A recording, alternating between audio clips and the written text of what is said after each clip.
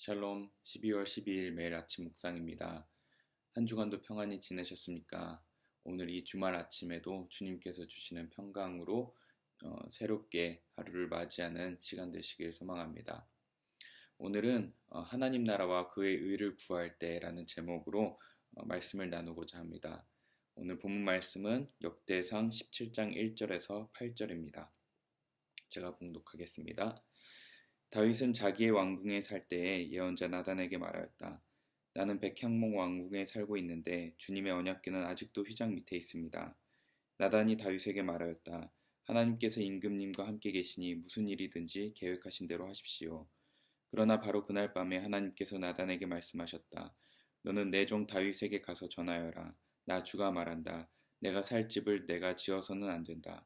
내가 이스라엘을 이끌어낸 날로부터 오늘날까지 나는 어떤 집에서도 살지 아니하고 이 장막에서 저 장막으로 이 성막에서 저 성막으로 옮겨다니며 지냈다.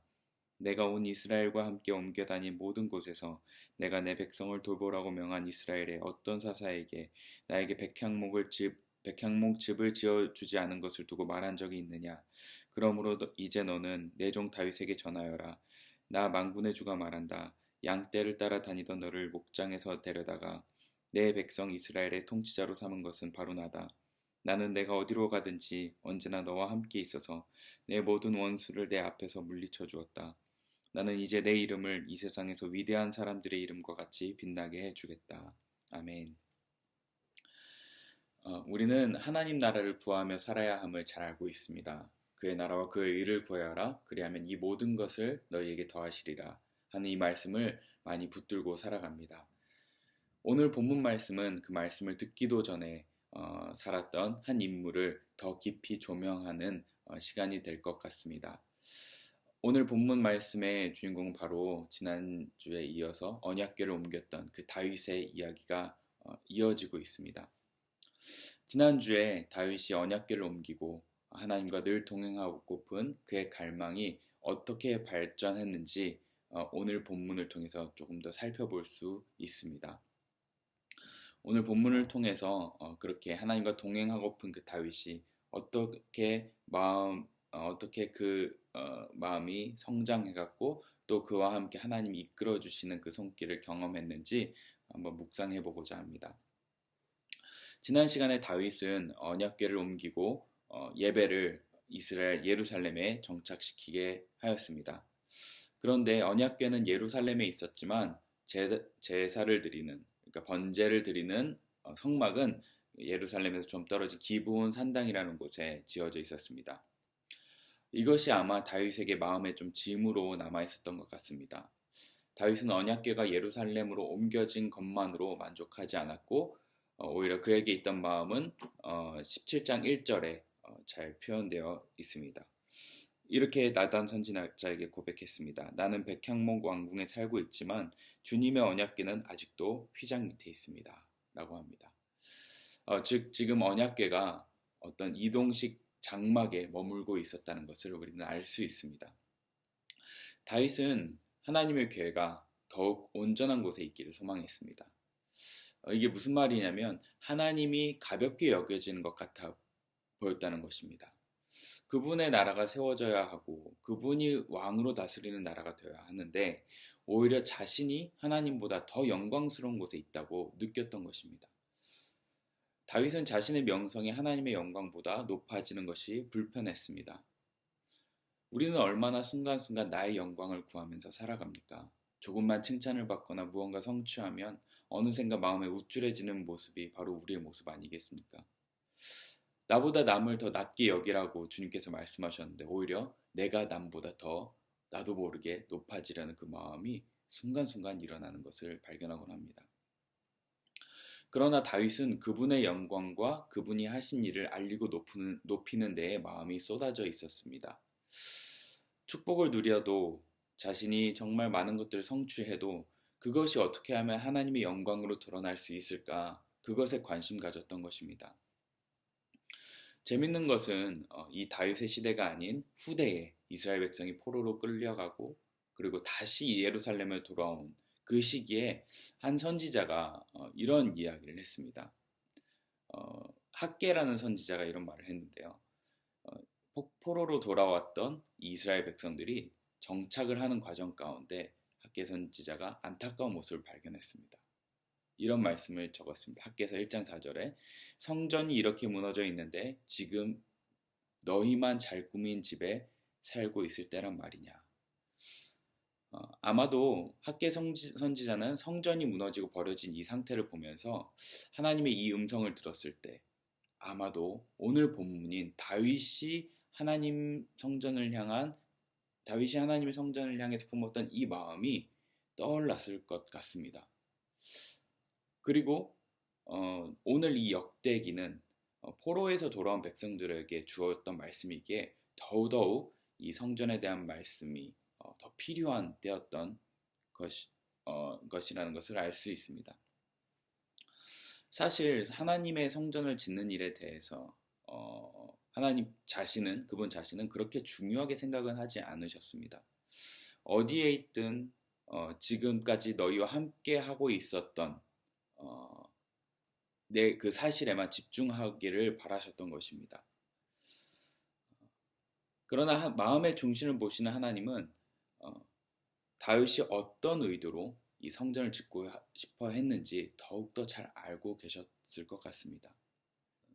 그리고 또 반대로 이야기하자면 포로기 이후의 시대에 살았던 그 상황을 또 살펴보자면 성전이 무너진 것이 사실은 중요한 것이 아니라 하나님을 향한 마음이 무너져 있었던 이스라엘 백성을 향한 학개 선지자의 개탄인 것도, 학개 선지자가 그렇게 개탄했던 것도 우리가 알 수 있습니다.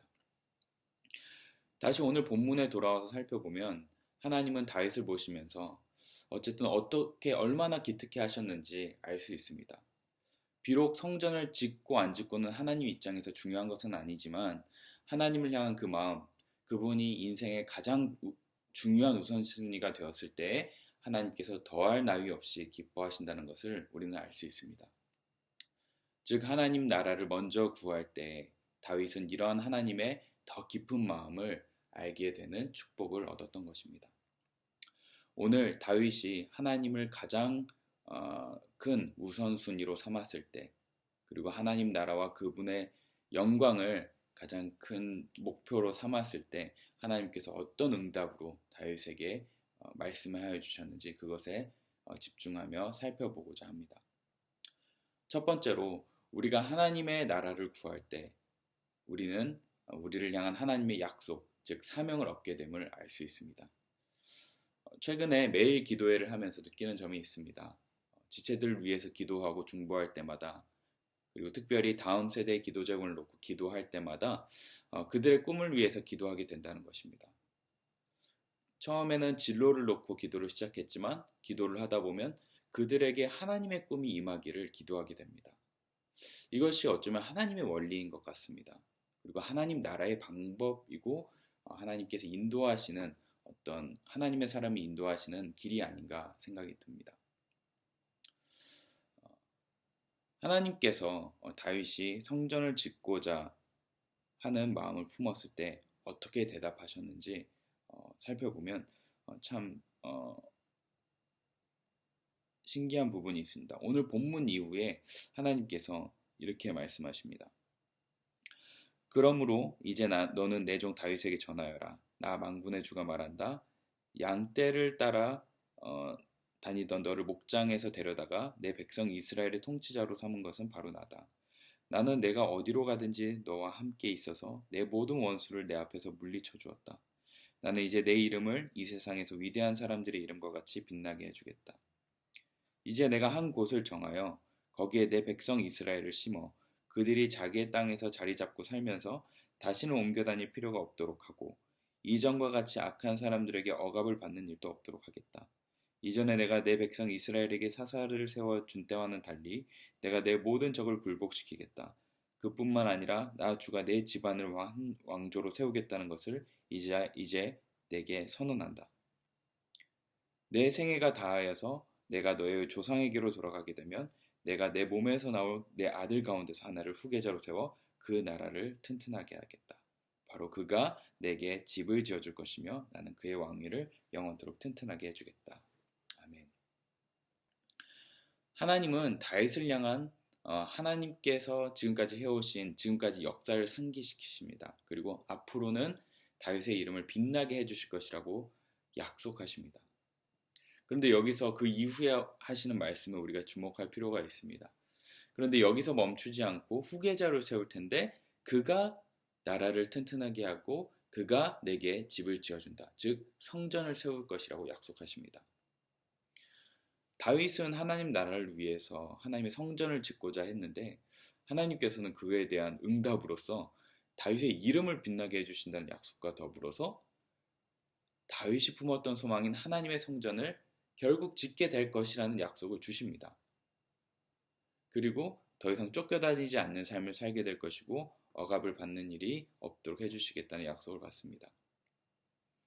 그런데 여기서 주목해 볼 점은 그 성전, 다윗이 품었던 그 소망, 그 꿈, 그것이 다윗의 손에서 직접 이루어지지 않는다는 것입니다. 4절에 보면 이렇게 말씀하십니다. 너는 내 종 다윗에게 가서 전하여라. 나 주가 말한다. 내가 살 집을 내가 지어서는 안 된다. 다윗이 이 성전을 짓게 되지 않을 것이라는 것을 분명하게 말씀하십니다.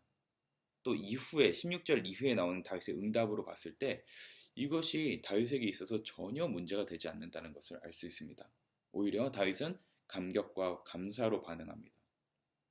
즉 다윗은 지금 자신이 그것을 성취하지 않더라도 그 일이 결국엔 이루어질 것에 대해서 감사하고 있고 그리고 지금까지 해오신 일들에 대해서 오히려 집중하며 감사하고 있는 것입니다. 18절 19절에 다윗은 이렇게 고백합니다. 주님께서 주님의 종을 아시고 주님의 종을 영화롭게 해주셨는데 이 다윗이 주님께 무슨 말씀을 더 드릴 필요가 있겠습니까? 주님께서는 주님의 종을 살피시어 주님께서 세우신 뜻과 목적대로 하셨습니다. 주님께서 이처럼 크나큰 일을 하시고 모든 일을 알려주셨습니다. 아멘. 하나님의 나라를 구하니까 다윗은 그분의 뜻을 더욱더 분명히 알게 되었습니다. 그 뜻은 무엇이냐면 앞으로 지금 다윗이 다스리고 있는 이 나라가 나라의 운명을 보장받았던 그 사실, 그뿐만 아니라 자신을 향한 하나님의 계획도 알게 되었습니다. 비록 자신이 품었던 이 꿈, 소망, 정말 선한 동기로 품었던 이 꿈이지만 자신의 손으로 이루어지지 않더라도 그것이 누군가를 통해서 성취되고 완성될 것에 대해서 감사하게 된 것입니다. 다윗은 오히려 그 일에 대해서 더욱 감사했던 것 같습니다. 그 이유가 무엇입니까? 그것이 바로 하나님의 나라를 구할 때 얻을 수 있는 두 번째 모습으로 이어집니다. 그것이 무엇이냐면 우리가 하나님 나라를 구할 때 바로 집안을 통해서 역사하시는 하나님을 만나게 되기 때문입니다. 바로 하나님의 나라가 나를 통해서 끝나는 것이 아니라 내 자녀를 통해서 우리 집안을 통해서 이루어지도록 확장시켜 주심을 경험하게 된다는 것입니다. 우리가 하나님 나라를 구할 때 이런 축복이 우리 모두에게 임하기를 소망합니다. 11절에서 14절을 제가 읽겠습니다. 내 생애가 다하여서 내가 너의 조상에게로 돌아가게 되면 내가 내 몸에서 나올 내 아들 가운데서 하나를 후계자로 세워 그 나라를 튼튼하게 하겠다. 바로 그가 내게 집을 지어줄 것이며 나는 그의 왕위를 영원토록 튼튼하게 해주겠다. 나는 그의 아버지가 되고 그는 나의 아들이 될 것이다. 내가 내 선임자에게서는 내 총애를 거두었지만 그에게서는 내 총애를 거두지 아니하겠다. 오히려 내가 그를 내 집과 내 나라 위에 영원히 세워서 그의 왕위가 영원히 튼튼하게 서게 하겠다. 아멘. 사울을 선대 왕으로 삼았던 다윗이 얼마나 불안했겠습니까? 자신도 이같이 끝나는 것은 아닌가 하면서 말입니다. 그러나 하나님은 아들을 후계자로 삼아서 그가 왕위를 이어가게 할 것이라고 약속해 주십니다. 그리고 그와 더불어서 그가 바로 다윗 자신이 너가 꿈꿨던 그것을 이루고 성취할 것이라고 약속하십니다. 얼마나 놀랍습니까? 자신으로 끝날 수 있을 이 시간이 오히려 하나님의 영광을 위해서 쓰임받는 왕조로 세워질 것이라는 사실을 다윗이 깨달았다는 것입니다. 이것이 다윗을 놀라게 했을 것입니다. 우리가 아무리 성공하고 내가 하는 일이 성공하고 또 내가 하는 일이 확장되고 번창해질지라도 그 일이 정말 분명한 가치와 의미가 없으면 내 삶에 있어서 기쁨이 그리 크지 않듯이 하나님의 영광을 위해서 내 직업과 일이 쓰임받는다면 얼마나 인생의 하루하루가 즐겁고 기쁘겠습니까? 하나님께서는 우리 미랄의 다음 세대 아이들에게도 이런 축복이 흘러가게 하셨으면 좋겠습니다. 공부하고 또 직업을 가지겠지만 그들이 하는 모든 일이 하나님의 영광을 위해서 사용되며 그분의 나라가 확장되는 통로가 되어서 단지 눈에 보이는 성공을 위해서만 살아가고 쫓아가는 삶이 아니라 자신을 통해서 하나님의 뜻이 성취되는 것을 분명히 아는 세대가 되었으면 좋겠습니다. 우리 성도님들의 가정 가운데서도 이런 축복이 있기를 소망합니다. 내가 꿈꾸는 것이 있겠지만 비록 내가 이루지 못할지라도 다음 세대가 그것을 성취하는 것을 기대하는 축복을 말입니다. 그래서 이런 찬양이 정말 더 값진 것 같습니다. 자녀들은 예언할 것이요 청년들은 환상을 보고 아비들은 꿈을 꾸리라. 이 말이 얼마나 복된 약속의 말씀인지 모르겠습니다. 아비들은 꿈을 꾸리라. 이게 언제 일어납니까? 즉 성령이 임할 때 일어난다고 이야기합니다. 성령이 임할 때 우리 아비들이 꾸었던 이 꿈들이 자녀 세대에 성취되는 축복이 있다는 사실을 우리가 믿고 기대하며 그것을 소망해 보기를 바랍니다. 말씀을 마치겠습니다. 다윗은 하나님의 나라를 소망하면서 그분의 성전을 완성하기 꿈꿨습니다. 비록 그의 손에서 이것이 이루어지지는 않았으나 그분의 나라를 구하니 그렇게 하나님의 영광을 위해서 그 성전을 짓고자 하는 간절한 마음으로 하나님께 나아가니 하나님으로부터 엄청난 약속을 받게 되었습니다. 우리는 하나님의 나라를 구할 때 하나님께서 우리를 향한 뜻, 그 꿈, 비전, 소명, 사명을 얻게 됩니다. 그리고 비록 그것이 내 손에 이루어지지 않더라 하더라도 우리 집안을 통해서 그리고 우리의 가정을 통해서 역사하시도록 이끄십니다. 다윗은 이런 약속을 받은 후에 감격하면서 기도의 자리로 나아갑니다. 제가 무엇이기에 이런 복을 누릴 수 있습니까? 하며 기도하면서 하나님의 성품을 찬양합니다. 제가 16절부터 22절을 읽어보겠습니다. 다윗 왕이 성막으로 들어가서 주님 앞에 꿇어앉아 이렇게 기도하였다. 주 하나님, 내가 누구이며 내 집안이 무엇이기에 주님께서 나를 이러한 자리에까지 오르게 해주셨습니까? 하나님, 그런데도 주님께서는 이것도 오히려 부족하게 여기시고 주님의 종의 집안에 있을 먼 장래일까지 말씀해 주셨습니다. 주 하나님, 주님께서는 나를 존귀하게 만드셨습니다. 주님께서 주님의 종을 아시고 주님의 종을 영화롭게 해주셨는데 이 다윗이 주님께 무슨 말씀을 더 드릴 필요가 있겠습니까? 주님께서는 주님의 종을 살피시어 주님께서 세우신 뜻과 목적대로 하셨습니다. 주님께서 이처럼 크나큰 일을 하시고 이 모든 일을 알려주셨습니다. 주님, 우리의 귀로 다 들어보았습니다만 주님과 같은 분이 또 계시다는 말을 들어본 적이 없고 주님밖에 또 다른 하나님이 있다는 말도 들어본 적이 없습니다. 이 세상에서 어떤 민족이 주님의 백성 이스라엘과 같겠습니까?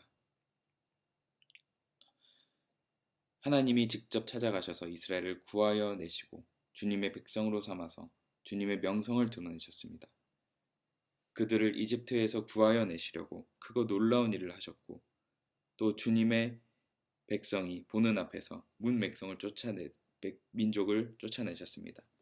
주님께서는 이렇게 주님의 백성 이스라엘을 영원히 주님의 백성으로 삼으셨고 주님께서 그들의 하나님이 되셨습니다. 아멘. 놀랍습니다. 다윗은 하나님께서 지금까지 이스라엘 백성에게 행하신 역사적인 사건의 맥을 쭉 잡고 있었던 것입니다. 그리고 놀라운 경륜의 사역 아래서 자기 자신이 지금 어디에 위치해 있는지 분명히 알고 있었던 것입니다.